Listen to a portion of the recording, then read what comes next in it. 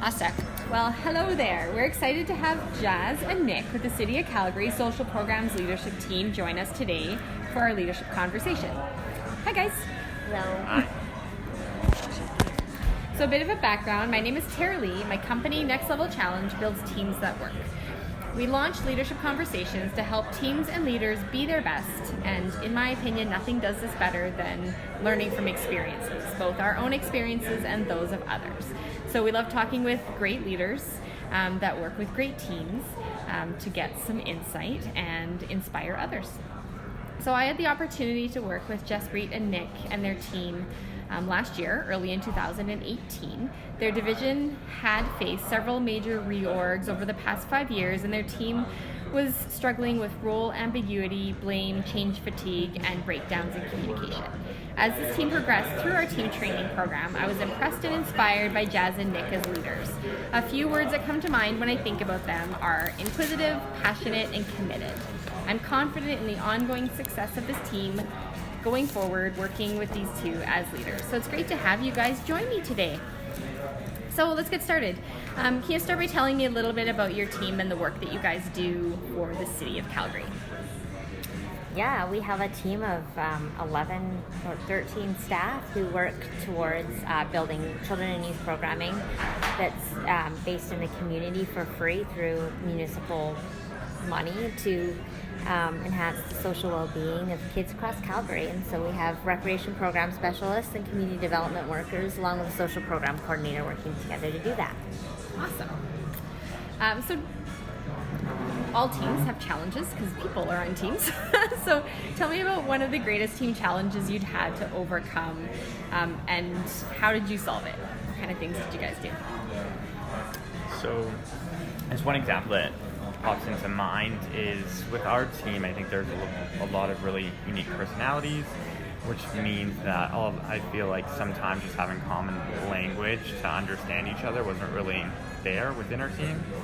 So I think we were trying to get to common results, we didn't have the right tools to actually get there. So I think specifically, even within the two roles, between community development workers and recreation program specialists, there's a lot of the times that their roles will overlap and there's some gray areas, and I think that common understanding around that we're working towards the same goals at the end of the day was something that we struggled with. But I think utilizing emergenetics to truly understand where someone was coming from helped us understand what was the right way to facilitate our conversations and eventually reach those goals.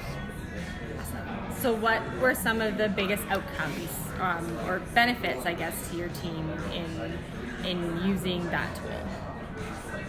So I think specifically it was really interesting after we got our profiles to do a little self-reflection to understand the ways that truly work best for us around how we'd like to be communicated to. And I think ultimately what was really, really helpful is understanding how others thought. I think a few people in their minds basically were thinking that this person thought like this or that, or the way I'm going to reach them would be this way, and when we got the profiles back it was very, very different. So I think once we understood what those profiles actually meant, it gave us an understanding of how to approach conversations differently, to have that kind of common plateau around how we would facilitate conversations, and knowing from a leader standpoint, from myself anyways, I found that I knew how to provide direction more clear to my team because I couldn't do it the same way, and I'd have to do it differently if I wanted to achieve a specific outcome for a project or a goal that we were setting. How interesting. Well, I was going to say, I think it helped find out what we weren't good at, or the areas that we struggle with in terms of speaking to people in our own scratchy zone, so to speak, about so the areas we needed to get better at with ourselves and with each other. Yeah, that I always say knowledge is truly power, right? The more armed we are with information about ourselves and other people, the more we can really use that to bring people together. So that kind of leads into my next question, talking about diversity in a team. And science proves that the more diverse your team is, the more effective you're going to be, the more creative, and high-performing teams are truly diverse. But as you guys know, with the diversity comes all kinds of challenges and frustrations. So what kind of things do you guys, what kind of tools do you use now, or strategies do you employ on your team to make sure that you're bringing people together and accessing the different strengths of different people on your team? Probably foundationally just acknowledging that they exist, just to start. That's a good start. I think also in terms of choosing groups to work together for various projects, or trying to have those conversations about what they can bring to the table, being more mindful of what skills might be missing or what angle we need to look at things from, and so bringing in and engaging people with different personality characteristics has helped in terms of I guess more robust problem solving, or acknowledging different ways of solving problems. Yeah, I think I'd echo a lot of those sentiments for sure. I think at times now it was really interesting, even sometimes as a leader, that we got to step back, and because they have that common language, right. Say, you're very good at giving like very direct feedback around like this specific project. So if we need to like make decisions really, really quickly in a certain phase of our project, we know that's your skill set because you're very organized around that's like part of the task. So it was interesting to step back, and people would use a tool without us having to do that. Yeah. So I thought there's a few examples where that would happen, and they would bring up the profiles and be like, how do we tackle this as a project? Which in the past maybe we'd have to provide a little bit more direction from a leadership group. So it was cool to see how that kind of played itself out. That's fascinating. So you find that you very intentionally will call on different people depending on what kind of skill set you're looking for or what you might need. I have a cool story about a client that I remember going into this meeting, and they'd been using Mergenetics for a while, and this one guy was super excited that he got invited onto this.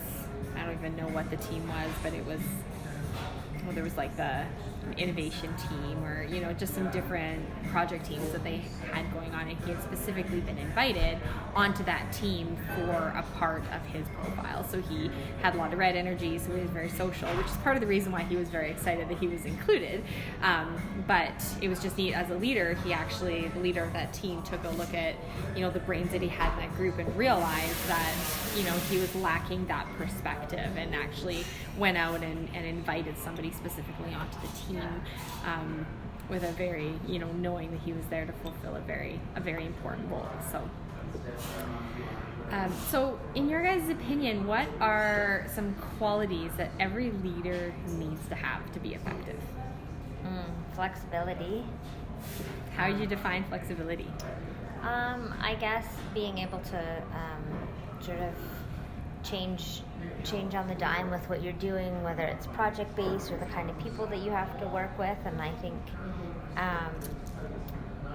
kind of working with a perspective that you have a favorite kind of personality, you have a favorite kind of way of working, but being able to be flexible in how you think about different things, and incorporating those other types of people and strategies.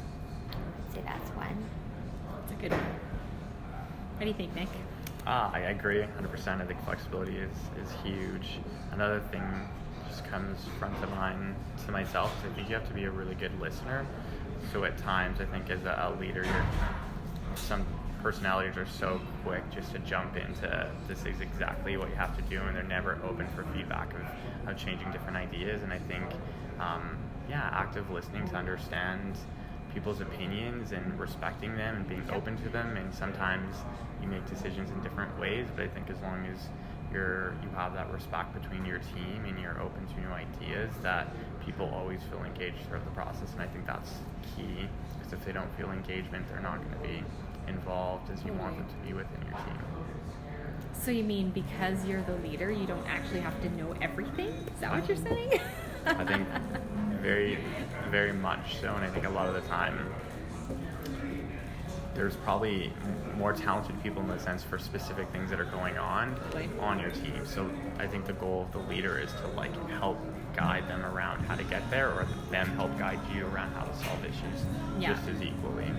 Yeah, or know how to ask really great questions, right? Because sometimes your team members don't even really know the true value that they can bring to their role. So, the more that you can kind of help data mine and help figure it out for yourself and help them figure it out. Somebody I talked to yesterday in an interview said, their greatest impact they want to have in a leader is to develop leaders. Like, that's really their mission is, to look at all their team members and see how they can, empower them and help them be their best leader, right? So really, truly, it's not about me. It's about the people that you work with. So if you guys could go back and give your younger yous leadership advice, what's the biggest piece of advice you would give yourself? Probably that being a leader doesn't mean being liked all the time. Because you have to make a lot of hard decisions that put you in a situation that sometimes people won't like the outcome, but you have to make hard decisions and balance priorities of your workplace with those of the people, and sometimes that can cause a lot of tension, and you have to be okay with the conflict and the be emotions. Comfortable with the uncomfortable. Yeah. So what kind of things have you done to be able to manage that? Because I know your profile really well, and that's probably not super easy for you. I think it's mostly reflective about thinking about if I'm making the decision based on how I feel or what I need to do, and weighing the priorities and being as transparent as I can, and trying to garner at least respect for the decisions, even if they're not liked decisions, although that's easier said than done. Absolutely. Those darn emotions, they get in the way. Thanks. Yeah. What do you think, Nick? I was going to give advice, I guess, to my younger self. I think that always be open to continue to evolve, because I think that work changes, people change. Sometimes your approach has to change. So I think that part of keeping up even within the work that we do is knowing that how we approach situations looks really different. We're working with different populations of people, and how they think looks very differently. So I think that you're always reinventing yourself, and I think that's a good thing, rather than I've always been this way, so this is just how I have to do it. It's the only way I can think that is like my tried, true, and tested method. I think that be open to just always willing to try things from a different angle, and I think that would be a good piece of advice I'd give a younger Nick. Be open-minded and adaptable. That's great advice. So my last question is, in the world, a big question, what is the impact that you want to have as a leader?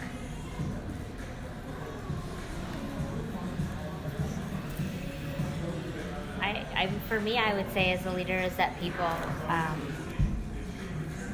guess it lends to the last one, is that they could respect where I came from, even if they didn't always like what I did. And I think that would be the biggest one, because I think having several, different bosses or leaders or supervisors, managers, whatever, over the years, trying to pick some of those qualities and ask myself, why was that important to me, and how do you build that into what I'm doing myself? That's one of the biggest ones.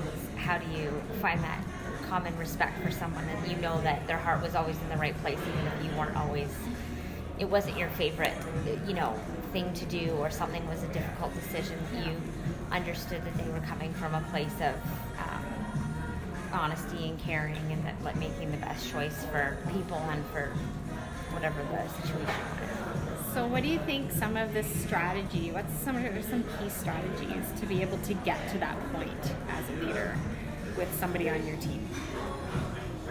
Well, for me, I would say it's transparency where possible, and I think that's just the honesty. And I think, that's a fine line between professionalism and honesty, but I think having difficult conversations with people, telling people things in a timely fashion, being truthful, assuming that people can always and are always willing to want to improve, not that they're stuck, and so that you can always have those dialogues with them so they understand. And also maybe working on critical thinking skills, because that's probably something that is hard. People could always assume you can do better, but we're always making assumptions based on what we assuming we have the full picture of what's going on, and we don't. So helping people think sort of beyond their own realm. Yeah. Awesome.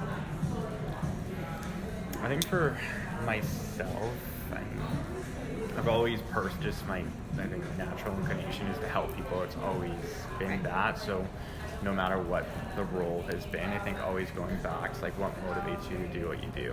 And I think for me, leaders I've looked up to in the past are always the ones who are the most like selfish leaders. Like they're never thinking about themselves first and foremost. Right. They're always putting other people. Yeah. Their people are first and foremost, and I think that's something, the one piece, I think maybe I said the evolution, the last answer, but the one piece I feel like for me, anytime things get to a scratchy zone, that's where I head back to. So as far as like a long-term impact, I want to build that, be a part of the journey of building that next generation. I want those people who are working on my team to be my boss one day, and those kids who are in our programs to be their boss one day. That's And awesome. I think just seeing, being a part of the journey, you're not the one who said like, oh, it's all because of you. I'm like, no, it wasn't. I was just one person, in that road that you took. So, hopefully I can help guide some people to kind of be those next people within our children and youth sector who are going to truly make a difference. And I think that's exciting to be a part of. That's awesome.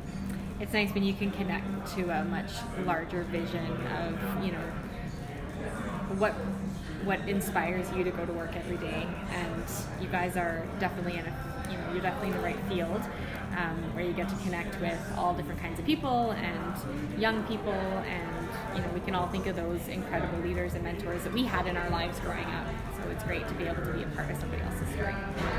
Well, thank you for being a part of our story at Next Level, and thank you for being a part of my inaugural first week of Leadership Conversations. I've had some great conversations this week, and this one is no different. So thank you for your time. I know you guys have some changes going on in your own team over the next year and in your own lives, so I wish you guys all the luck and best wishes. Thank you. Thank you.